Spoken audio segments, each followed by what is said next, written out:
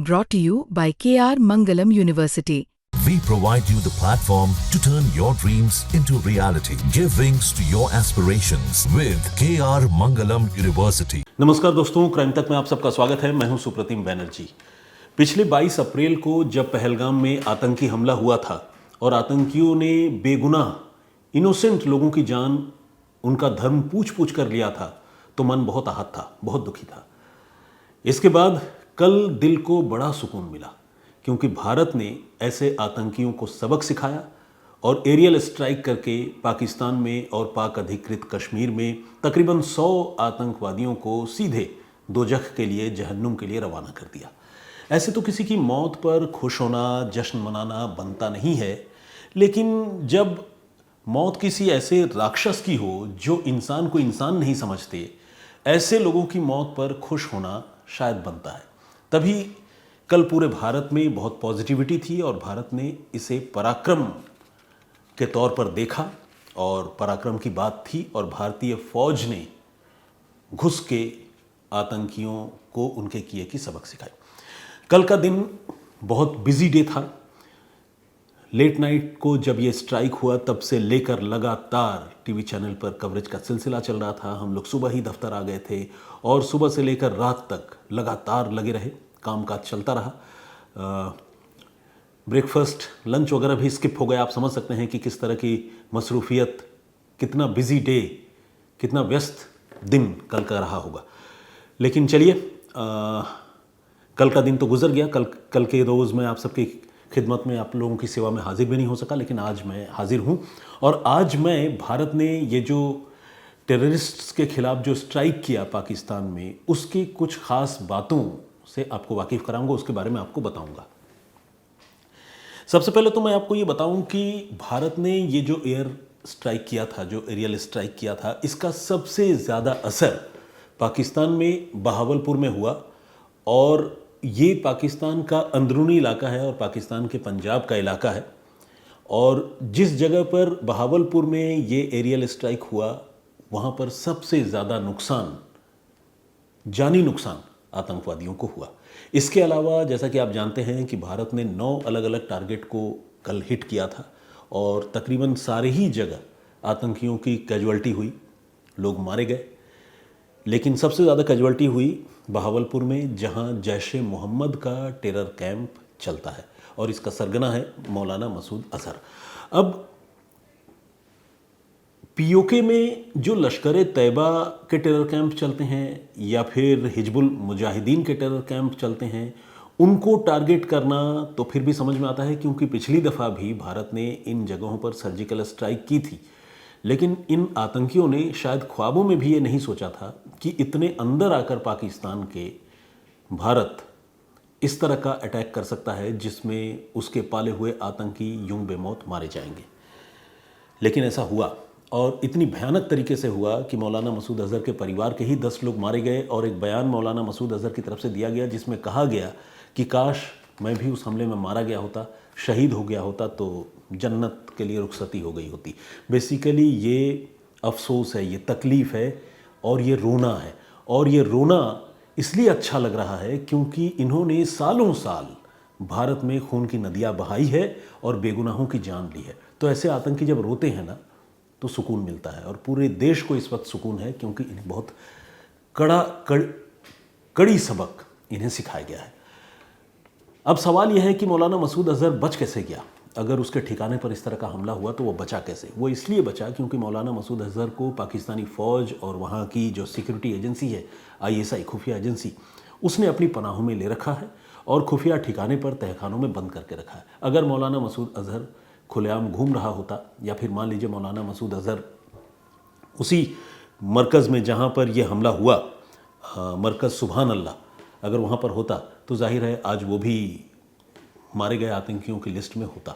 लेकिन उसका भाई अब्दुल रऊफ़ अजहर, वो इस हमले में मारा गया है, जो सूचना है उसके मुताबिक। और अब्दुल रऊफ़ अजहर वो आदमी है जिसने कांधार हाईजैकिंग की प्लानिंग की थी और जिस पर ब्रिटिश जर्नलिस्ट डेनियल पर्ल को बीहेड करने का, यानी ठंडे दिमाग से उसका गला काटने का इल्ज़ाम है।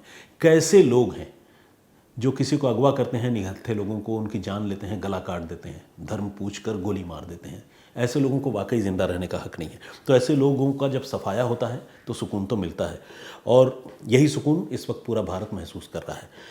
जिस मरकज़ सुबहान अल्लाह पर भारत ने स्ट्राइक किया, उस मरकज़ में आतंकियों की एक बड़ी खेप रहा करती थी। वहाँ तकरीबन जैश ए मोहम्मद के 600 कैडर उनकी रिहाइश है, मतलब 600 आतंकियों की रिहाइश है। ऐसे लोग जो बिल्कुल नफ़रत में अंधे हैं, जो धर्म के नाम पर किसी की जान ले सकते हैं, खुद भी मर सकते हैं, दूसरों को भी मार सकते हैं, ऐसे लोगों की वहाँ पर रिहाइश थी और ऐसे लोग वहाँ रहा करते थे। इसके अलावा वहाँ पर मौलाना मसूद अज़हर के जो घर के लोग हैं, रिश्तेदार हैं, वो भी रहते थे। मौलाना मसूद अज़हर की बहन, भाई, बहनोई, भांजे भांजियाँ, उस हमले में ऐसे लोगों की भी मौत हुई। और तभी जो है मौलाना मसूद अज़हर को ज़्यादा तकलीफ़ हुई और उसने इस तकलीफ़ का इजहार एक बयान जारी करके किया भी। ये अटेम्प्ट, ये टारगेट भारत के लिए सबसे मुश्किल था। मुश्किल इसलिए था क्योंकि ये इंटरनेशनल बॉर्डर से या एलओसी के करीब नहीं था, वहाँ से काफ़ी दूर था, तकरीबन 104 किलोमीटर। बीकानेर से अगर हम कैलकुलेट करें, बीकानेर से बहावलपुर की दूरी जो है तकरीबन 104 किलोमीटर है, और 104 किलोमीटर अंदर तक मार करना, आप समझिए कि भारतीय फ़ौजों की जो ताकत है, उनकी जो क़ुव्वत है, जो सलाहियत है, जो क्षमता है, उसकी बहुत बड़ी निशानी है, उसका बहुत बड़ा सबूत है। भारत ने इस हमले में राफेल यूज़ किया और इसके अलावा सुखोई विमानों का इस्तेमाल किया, और जहाँ तक मेरी जानकारी है मिराज का इस्तेमाल किया। राफेल की टारगेट करने की क्षमता जो है वो बहुत दूर तक है और कई 100 किलोमीटर दूर अपने टारगेट को वो बिल्कुल प्रिसिशन के साथ, बिल्कुल सटीकता के साथ हिट कर सकता है। उसका फ़ायदा भारत को ये हुआ कि भारत को पाकिस्तान की सीमा में घुसने की ज़रूरत नहीं पड़ी कोई हवाई जहाज़ लेकर, जिसको उर्दू में जंगी तैयारे कहते हैं। वो जंगी तैयारे लेकर भारत के लोग वहाँ घुसे नहीं, बल्कि भारत की सीमा से ही फायर किया और काम तमाम हो गया। तो ये टफ तो था, लेकिन इस टफ ऑपरेशन को भी भारत के जांबाजों ने, फाइटर पायलट्स ने बहुत शानदार तरीके से अंजाम दिया। अब देखिए, एक ऐसा देश जहां आतंकवादी न सिर्फ पाले और पोसे जाते हैं, बल्कि आतंकियों की मौत पर जो नमाज जनाजा होता है, उसमें वहां के प्रधानमंत्री, सेना प्रमुख और सारे लोग हाथ बांधकर खड़े होते हैं। आज भारत ने इस बात पर भी जो है टिप्पणी की है, और भारत के जो विदेश सचिव हैं विक्रम मिस्री, उन्होंने ये कहा कि हो सकता है कि ये पाकिस्तान की रवायत हो कि आतंकियों के मरने पर भी वहाँ सरकारी नुमाइंदे और जो अवामी रहनुमा है वहाँ पर जाकर खड़े हो जाए हाथ बांधकर, लेकिन ये अपने आप में एक बहुत अजीब सी बात है। उन्होंने विक्रम मिस्री के अगर बयान की बात करें तो उन्होंने ये भी कहा कि पाकिस्तान बार बार ये नैरेटिव, ये झूठ फैलाने की कोशिश कर रहा है कि जो पहलगाम में हमला हुआ था उसमें उसका हाथ नहीं है, और उसने एक स्वतंत्र द्विपक्षीय जांच की पेशकश की थी, जिसे भारतीय एजेंसीज ने और भारत सरकार ने ठुकरा दिया।